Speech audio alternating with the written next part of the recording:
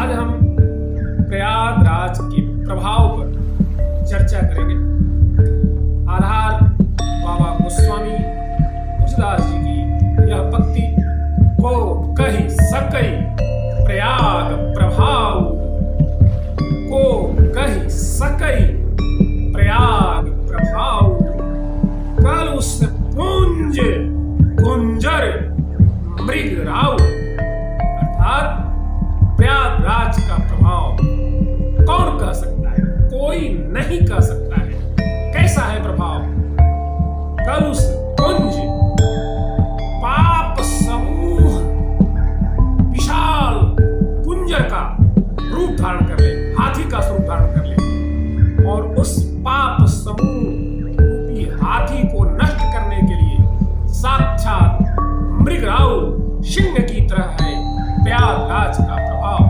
को कही सकई प्रयाग प्रभाव, कलुष पुंज कुंजर मृग राव।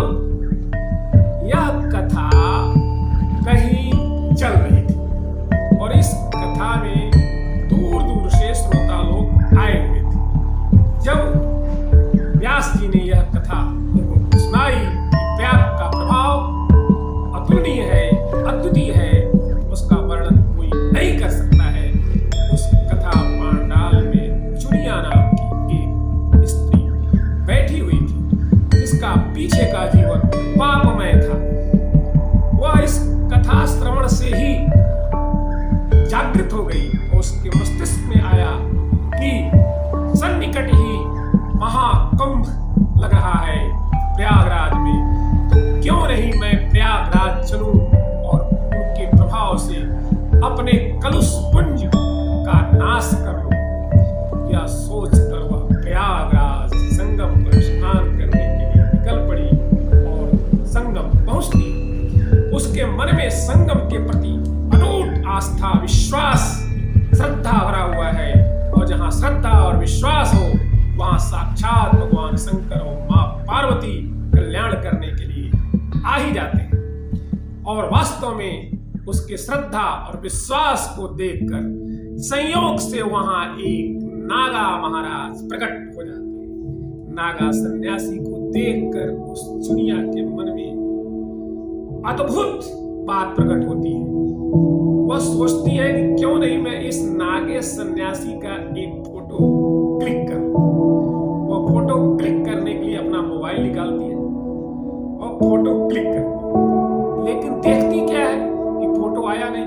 वापस करती है, बार बार करती है, लेकिन हर बार उस मोबाइल में कोई फोटो नहीं आ रहा। इस बात को देखकर वह आश्चर्यचकित हो गई और सोचती है कहीं मेरा मोबाइल ही तो खराब नहीं हो गया। इसलिए वह वहां जो अन्य तीर्थयात्री थे उन लोगों का फोटो क्लिक करती है। दूसरों के फोटो आसानी से सारे फोटो आ रहे हैं और सारे फोटो जो है मोबाइल में दिख रहे हैं।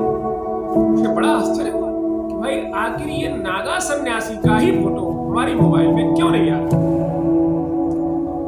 अब वह पुनः नागा सन्यासी का फोटो खींचने के लिए हमारा मोबाइल सही है तैयार होती है, दृष्टि डालती है। नागा सन्यासी एकदम छूमंतर गायब, वहां नहीं दिखाई नहीं दे रहे। पूरे मेले में वह नागा सन्यासी ढूंढती रह जाती है अपनी आस्था, श्रद्धा, विश्वास के साथ, लेकिन कहीं भी उसे सन्यासी सायंकाल तक नहीं मिले। अब वह सन्यासी इसके दिमाग में घूम रहे। चुनिया अपने निवास स्थल में जाती है, रात को विश्राम करती है, सोती है, लेकिन उसका मस्तिष्क शांत नहीं है। उसके मस्तिष्क में वही नागा सन्यासी लगातार अनवरत घूम रहे हैं बिना ब्रेक दिए। सुबह उठते ही उस नागा सन्यासी की तलाश में ढूंढने के लिए निकल पड़े। मेले में इधर उधर देख रहे, कहीं भी नागा सन्यासी नहीं दिख रहे। जब वह संगम तट पर पहुंचती है तो उसे अचानक वही नागा सन्यासी उसी रूप में दिखाई देते। उन्हें देखकर पुनः उनके पास जाकर उनका फोटो लेने, उनसे बात करने का प्रयास करती है और उनकी तरफ जा रही है। तब तक भीड़ उसके सामने आ गई। भीड़ आने के कारण नागा सन्यासी पुनः लुप्त हो गए। ढूंढते ढूंढते अचानक उसकी दृष्टि संगम के उस तट पर पड़ती है, उस पार पड़ती है। जैसे ही वह उस पार अपनी दृष्टि डालती है, देखती है नागा सन्यासी एक रेत के टीले पर बैठे हुए ज्ञान दे रहे हैं, उपदेश दे रहे हैं। उसे बड़ा आश्चर्य हुआ।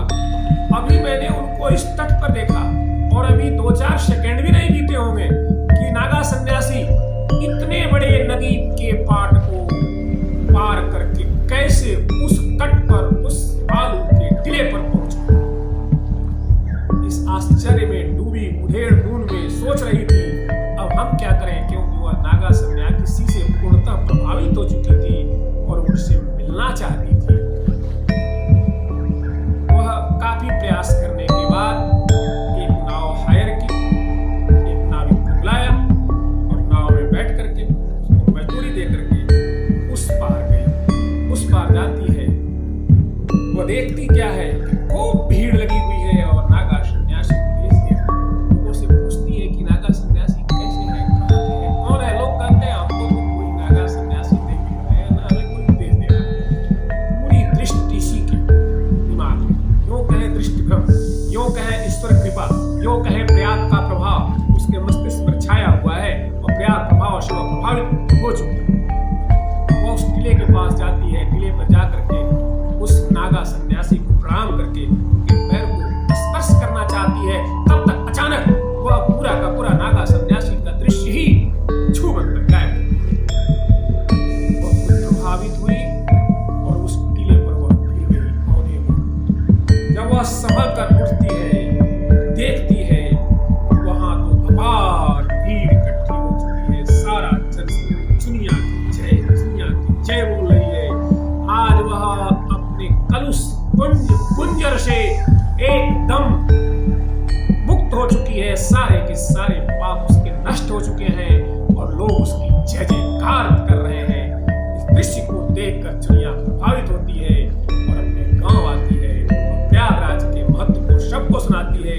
आज चिड़िया धन्य हो चुकी है और यह बार बार बाबा गोस्वामी तुलसीदास जी की पंक्ति को लोगों से कहती है, को कही सकई प्रयाग प्रभाव कलुष पुंज कुंजर मृगराव। वास्तव में प्रयागराज के प्रभाव को कौन कर सकता है? यह कलुष पुंज कुंजर मृगराव है, इसमें कोई संदेह नहीं। जय श्री राम।